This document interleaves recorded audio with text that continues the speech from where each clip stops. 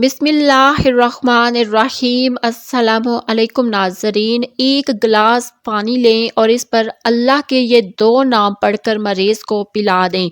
जिस तरह की भी बीमारी हो और कितनी ही पुरानी बीमारी हो, अगर डॉक्टर ने इलाज करार दे दिया है तो भी परेशान होने की ज़रूरत नहीं। अपने रब, अपने खालिक अल्लाह को पुकारें। जिस रब ने बीमारी भेजी है वही अल्लाह इसे दूर करके इससे शिफा भी ज़रूर देगा।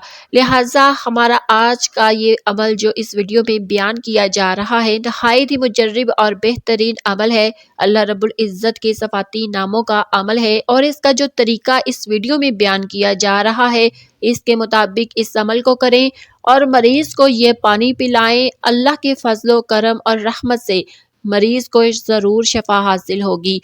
ये अमल आपने कब करना है और कैसे करना है, मरीज़ को ये पानी कब पिलाना है, तो ये तमाम बातें इस वीडियो में बयान की जाएंगी। बस गुजारिश ये है कि इस वीडियो को स्किप ना कीजिएगा और मुकम्मल वीडियो पूरे ध्यान से देख लीजिएगा ताकि अमल में किसी किस्म की कोई कोताही ना हो जाए। कुरान पाक की खूबसूरत आयत मुबारका है, व इज़ा मरिज़्तु व हुवा यशफ़ीन, और जब मैं बीमार होता हूँ तो वही अल्लाह मुझे शफा अता फरमाता है। और ये अल्लाह के एक बरगज़ीदा पैगम्बर की कलिमात हैं जो कुरान में बयान फरमाए गए हैं। इन कलिमात के साथ अल्लाह रब्बुल इज़्ज़त ने पूरी इंसानियत को ये बात बतला दी कि शफा देने वाली ज़ात अल्लाह की है। इसलिए हर इंसान को चाहिए कि जब भी बीमार हो तो अल्लाह ही से शफा तलब की जाए।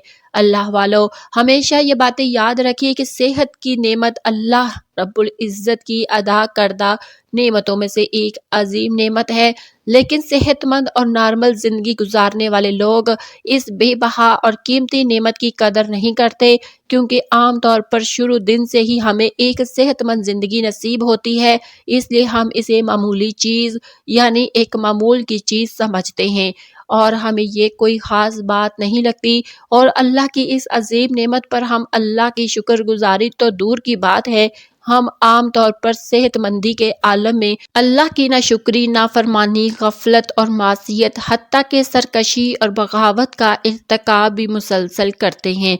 तो ऐसे में अल्लाह रब्बुल इज़्ज़त की रहमत को जोश आता है और अल्लाह ये देख लेता है कि मेरा ये बंदा अगर यूं ही गफलत और मासियत में गिरफ्तार रहा तो ये जहन्नम की गहरी वादियों में अपना ठिकाना बना बैठेगा, या फिर जन्नत के जिन दर्जात को ये हासिल कर सकता है उनसे महरूम रह जाएगा। चुनाचा ऐसे में अल्लाह तबारक व तआला इंसान पर बीमारी को भेजता है ताकि अपने बंदे को गुनाहों से पाक करे।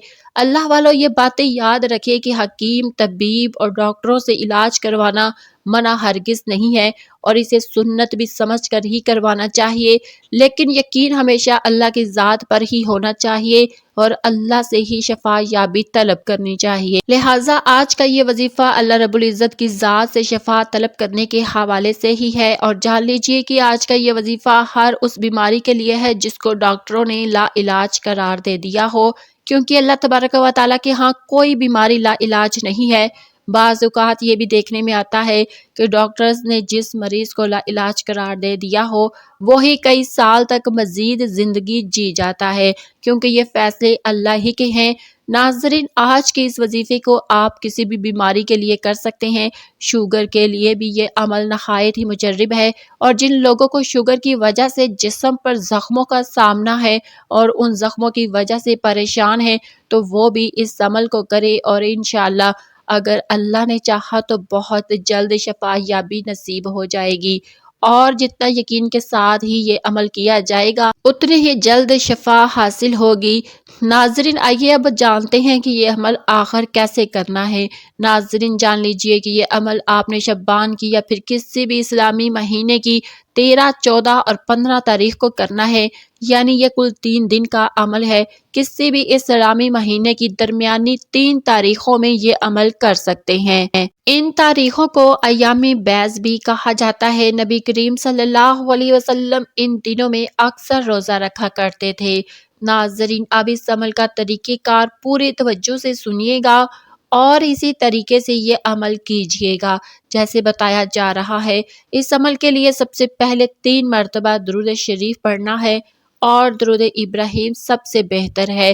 اس کے بعد آپ نے اللہ کے 2 بابرکت نام یا اللہ یا مجید کا ورد کرنا ہے، اور یہ ورد 313 مرتبہ کرنا ہے، یعنی اللہ کے 2 ناموں یا اللہ یا مجید کو 313 مرتبہ پڑھنا ہے، اور آخر میں 3 مرتبہ پھر سے درود پاک پڑھ لینا ہے۔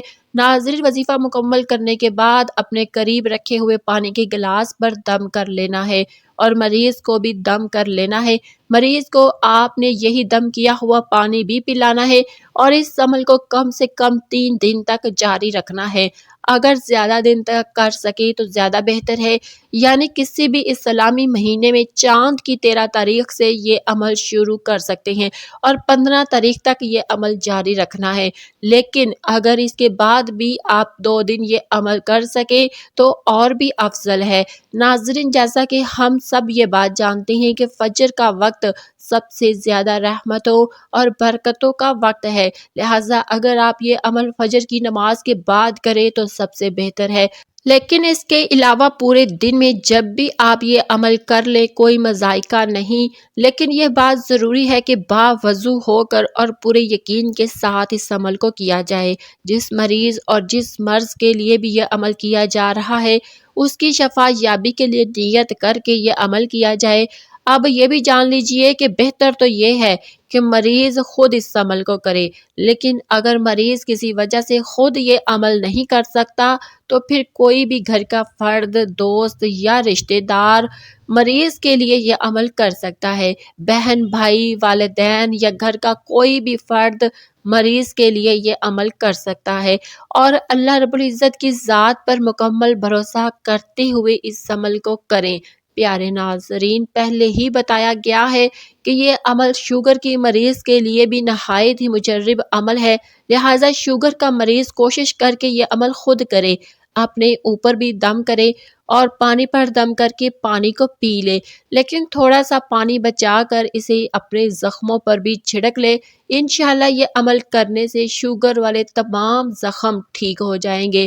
یہ یقین رکھے کہ اللہ رب العزت کے بابرکت ناموں میں اتنی تاثیر ہے کہ اس عمل کی برکت سے چند ہی دنوں میں ہر طرح کی بیماری دور ہو جاتی ہے، زخم ٹھیک ہو جاتے ہیں، اور جس بھی بیماری کے لیے یہ عمل کیا جاتا ہے اللہ کے فضل و کرم سے وہ بیماری ٹھیک ہو جاتی ہے۔ یہ یقین کامل ہونا چاہیے کہ اللہ رب العزت نے ہمیں جو قرآن کا علم سکھایا ہے یہ تمام علوم کا سردار ہے، اور اللہ کے تمام نام بھی قرآن کے اندر موجود ہیں، لہٰذا اللہ کے ناموں کا وظیفہ کرتے وقت کوئی شک اور کوئی شبہ ہرگز نہیں کرنا چاہیے۔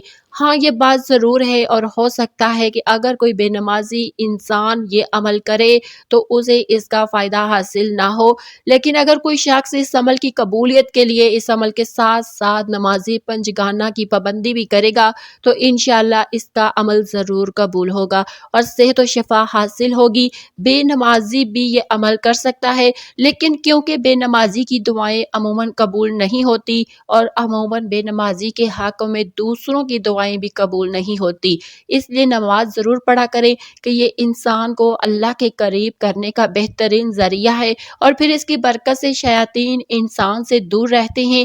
ناظرین، اگر آپ اپنے کسی بھی بیماری کے سبب پریشان ہیں، کافی علاج معالجہ کروا چکے ہیں اور دم درود بھی کروا کے دیکھ لیا ہے اور فائدہ حاصل نہیں ہوا، تو ابھی سے یہ عمل کرنے کی نیت کر لیں، اور اسلامی مہینے کی 13، 14، 15 تاریخوں میں یہ عمل ایک بار ضرور آزما کر دیکھیں۔